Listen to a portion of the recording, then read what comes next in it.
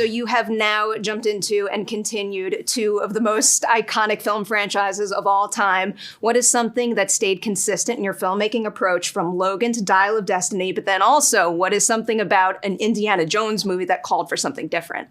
Okay. Part A.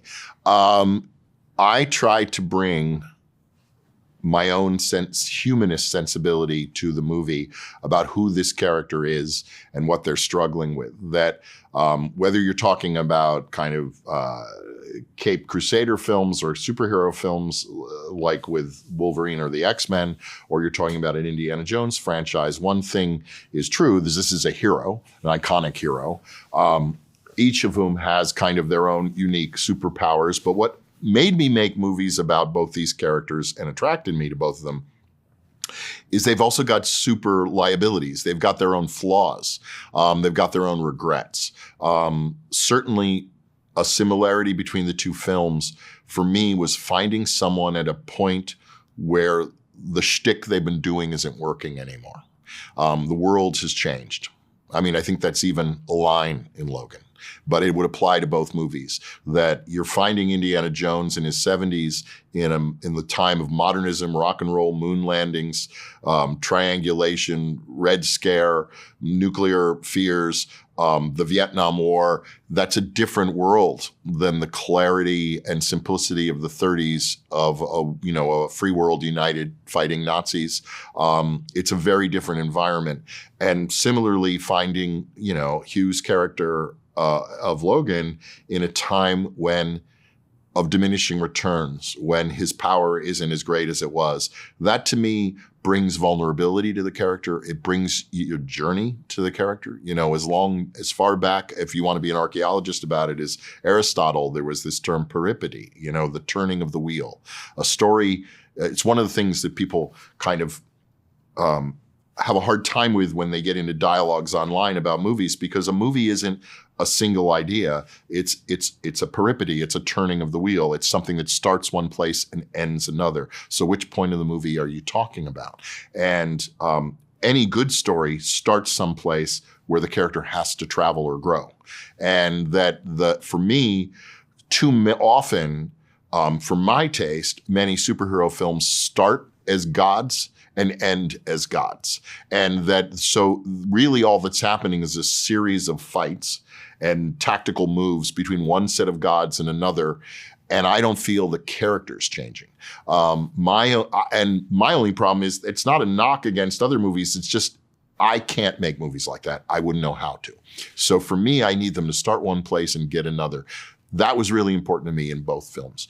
What's different is that Logan truly was a kind of tragic adventure, a kind of, but also in my own way of looking at it, a kind of beautiful ending for the character of the Wolverine, who had never really experienced peace in his life.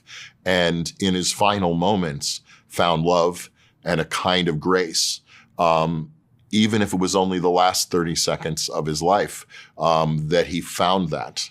And that he knew what that tasted and felt like, to me, was really moving.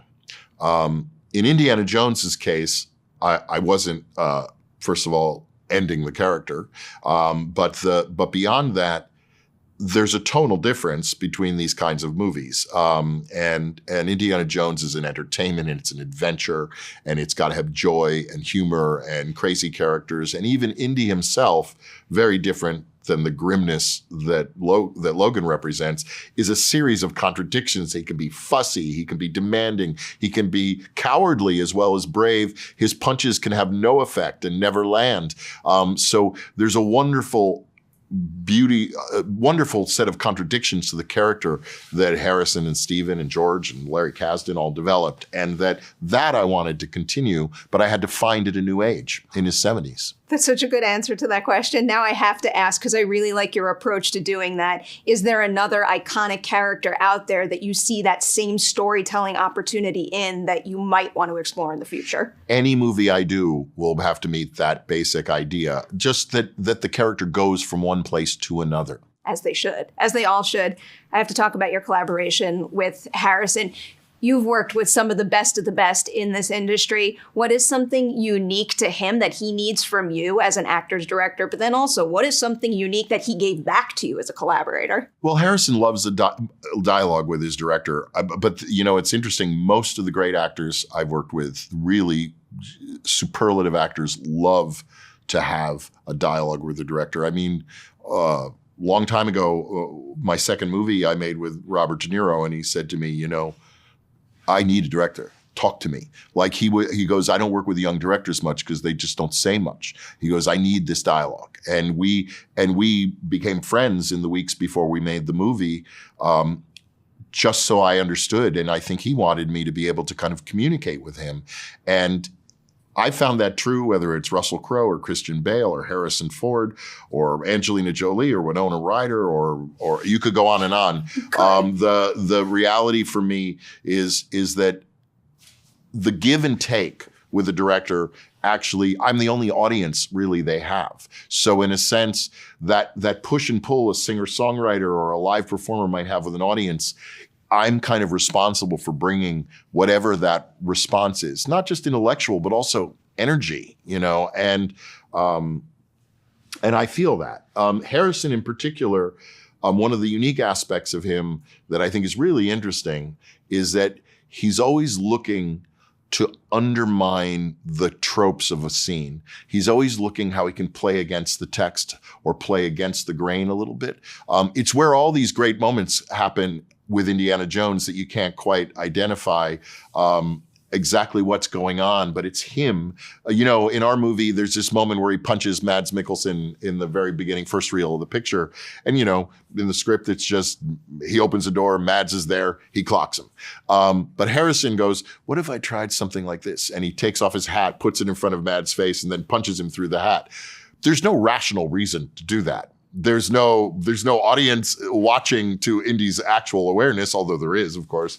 So this is purely, he's trying to survive on a train. There's no need to put a felt hat between him and the punch. But it looks great, and it feels absurd, and feels odd, but also feels like Indy.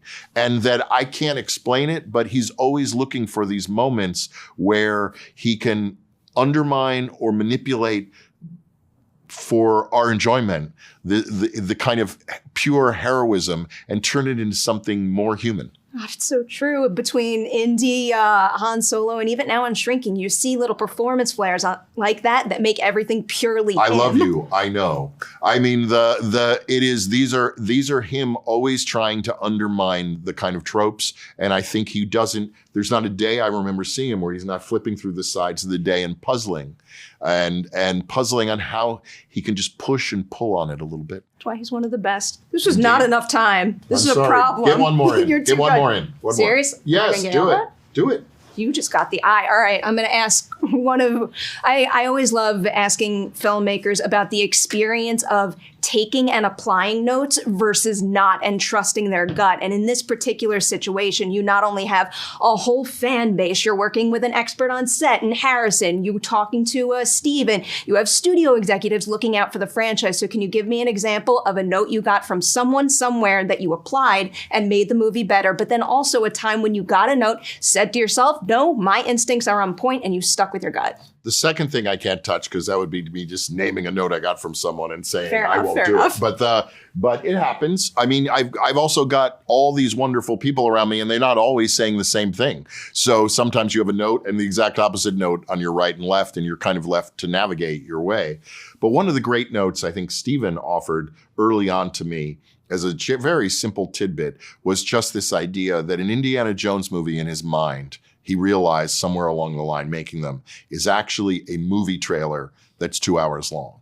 That nothing can sit very long. That any kind of concepts of pace that you might have about a different movie have to be kind of exponentially turned up to 11 on an Indiana Jones movie. Accurate. You feel it here. It serves the movie well. Thank you so much. Congratulations. Pleasure. Thanks for the extra question. Appreciate I appreciate it.